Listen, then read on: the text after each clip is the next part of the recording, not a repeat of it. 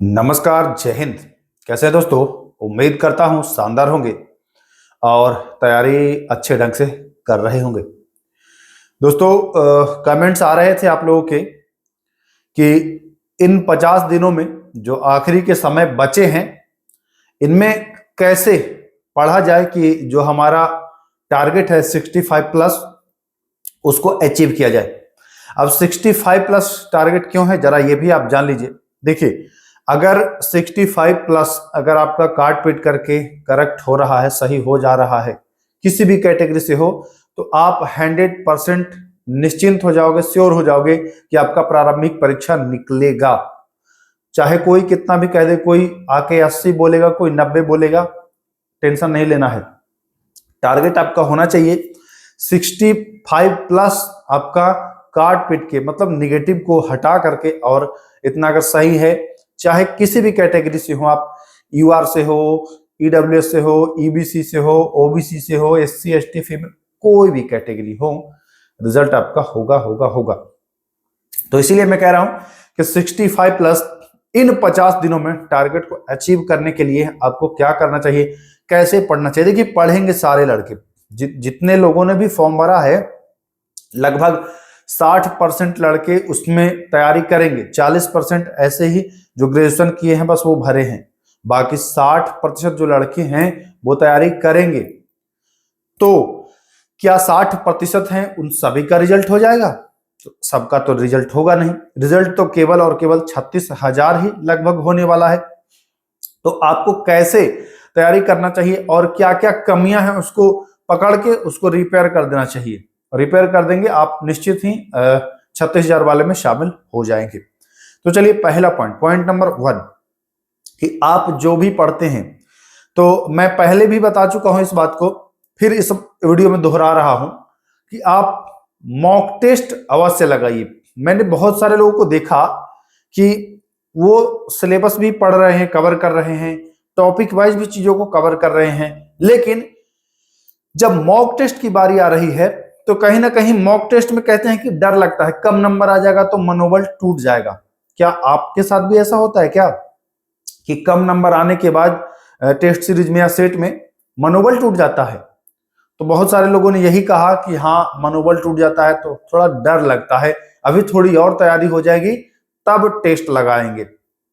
भाई, एक चीज जान लीजिए, तैयारी कभी भी पूरी नहीं होती है किसी की भी, चाहे वो कितना भी धुरंधर क्यों ना हो, वो ये नहीं कह सकता है कि हमारी तैयारी पूरी हो चुकी है। तैयारी कभी भी किसी की भी पूरी नहीं होती है, वो आप जब तक पढ़ेंगे तब तक वो चलता ही रहेगा, क्योंकि सिलेबस जो है ना, वो समंदर है, जीके जीएस है। जीके जीएस का कोई ओर और ना कोई छोर होता है। समझ रहे हैं बात को? तो कहने का सीधा सा हमारा यही मतलब है, बात को ज्यादा घुमाऊंगा नहीं, सीधा सा यही मतलब है कि मॉक टेस्ट लगाइए। मॉक टेस्ट लगाने से आपको आपकी शक्ति का पता चलता है कि आप भाई जो पढ़ रहे हो, अगर इतने पर एग्जाम में आप शामिल होते हो तो आप किस लेवल तक जाते हो। तो आपने टारगेट सेट करना है 65। अब मान के चलिए कि आज आप मॉक टेस्ट लगाए और आज आपका आया 50 या 55, तो अब अगला टारगेट आप निर्धारित करिए कि हमको अभी 10 से 15 नंबर गेन करना है। अब तक आप 65 नंबर के लिए लड़ रहे थे, शुरू से 65 नंबर के लिए लड़ रहे थे, लेकिन जब आज आप मॉक टेस्ट लगाए हैं, आपका 50-55 आया है, तो अब आपको 10 से 15 नंबर के लिए फाइट करना है। तो ये कैसे होगा कि 10 से 15 नंबर कैसे फाइट होगा? तो ध्यान रखना है, क्या गलती करते हैं आप लोग, उस पर जरा फोकस करिएगा। आप जो भी प्रैक्टिस सेट लगाते हैं उसमें आप पहले तो एक पेन और कॉपी या पेपर लेकर के बैठें।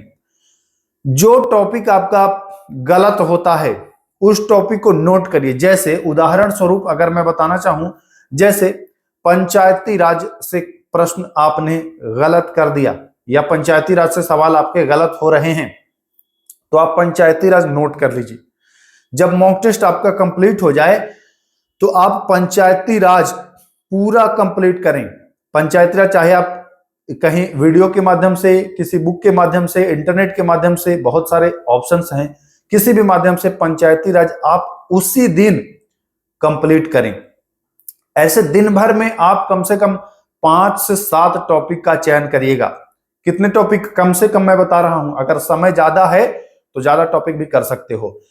दिन भर में 5 से 7 टॉपिक का आपको चयन करना है और इन 5 से 7 टॉपिक को आपको कंप्लीट करना है। परिणाम यह होगा कि आप हफ्ते भर के अंदर 7 दिनों के अंदर आप देखेंगे कि जहां आप 50 में सिमट रहे थे, 55 में सिमट रहे थे, आप देखेंगे कि 2 से 3 नंबर आप एक हफ्ते में गेन कर लोगे। जी हां, आप 2 से 3 नंबर एक हफ्ते में गेन करोगे। 2 से 3 नंबर गेन करने के लिए आप लगभग 20 से 25 टॉपिक आपको कवर करना होगा, तब आपका 2 से 3 नंबर बढ़ेगा। ठीक ना? ऐसे करके आप अगर ये जो भी 40-50 दिन जितना भी समय बचा है, अगर इतना दिन आप समय देते हैं तो निश्चित ही आप 12 से 15 नंबर इजिली गेन कर लोगे। और जो आप 50 पर अटक रहे हो, जो आप 55 पर अटक रहे हो, वो आप 65 प्लस आपका आ जाएगा, निश्चित आ जाएगा। आप इस टेक्निक का प्रयोग करके देखें। देखिए, कहने वाले बहुत कहेंगे, बोलने वाले बहुत बोलेंगे, करना आपको है। अगर ईमानदारी पूर्वक नहीं मेहनत करोगे, हाँ थोड़ा सा कठिन है, तो एक कहावत भी है, नो पेन नो गेन। अगर आप दर्द बर्दाश्त नहीं करेंगे तो आप लाभ भी नहीं ले पाएंगे, तो आपको कठिनाई होगी, क्योंकि 5 से 7 टॉपिक प्रतिदिन कवर करना, उसको फिर याद रखना आसान नहीं है। बोलना भले ही आसान है कि 5 से 7 टॉपिक, लेकिन जब आप उन 5 से 7 टॉपिक पर पूरी कवरेज बनाएंगे ना, तो आपको समझ में आएगा कि हाँ, ये वाकई में कठिनाई वाला काम है। तो एकदम हल्के में भी मत ले लीजिएगा कि ये तो बहुत इजीली है, क्योंकि वो बस वो लिखना नहीं है, उतारना नहीं है किताब में से, उसको बनाए भी रखना है, याद भी रखना है, तभी एग्जाम में काम आएगा। जो भी पढ़ा है उसको कंटिन्यू रखें, उसको मत छोड़े। ये 5 टॉपिक, 6 टॉपिक, 7 टॉपिक अगर आप कर पाते हो तो इसको निश्चित ही करो। ये आपको समझ लो कि रामबाण काम आएगा, संजीवनी बूटी का कार्य करेगा ये आपको आखिरी समय में।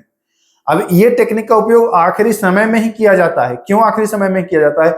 अगर आप शुरुआत में ही, जैसे आपने शुरू किया, उसी समय इसका प्रयोग करेंगे, तो शुरुआत में अगर आप मॉक टेस्ट लगाते हैं तो शुरुआत में 40-45 नंबर, 35 नंबर आता है।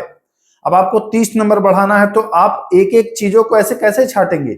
आप पहले सिलेबस को कवर करिए। आप देख लिए कि सिलेबस हमारा कवर हो गया, बावजूद उसके भी कमियां हैं, तो उस कमियां को आपको दूर करना है। तो यही तरीका है जो आपको 50 से 65 का जो सफर है वो कंप्लीट करा सकता है। बाकी आप खुद ग्रेजुएट हो, समझदार हो, पढ़े लिखे हो, आपको इतना ज्ञान होना चाहिए कि क्या मैं सही बता रहा हूं या मैं गलत बता रहा हूं। अगर आपको लग रहा है कि नहीं ये आदमी गलत बता रहा है, तो आप मत करिए फॉलो, लेकिन इतना मान लीजिए एग्जाम के बाद फिर आपको अफसोस करने के अलावा कुछ हाथ बचेगा नहीं, क्योंकि जो तरीका मैं बता रहा हूं बेहतरीन तरीका है। इसको आप आजमा करके देखिए, फायदा निश्चित होगा, निश्चित होगा और निश्चित होगा। तो चलिए, मुझे उम्मीद है इसका ख्याल रखेंगे और अच्छे ढंग से मेहनत करेंगे। तो फिर मिलते हैं, तब तक के लिए नमस्कार, जय हिंद।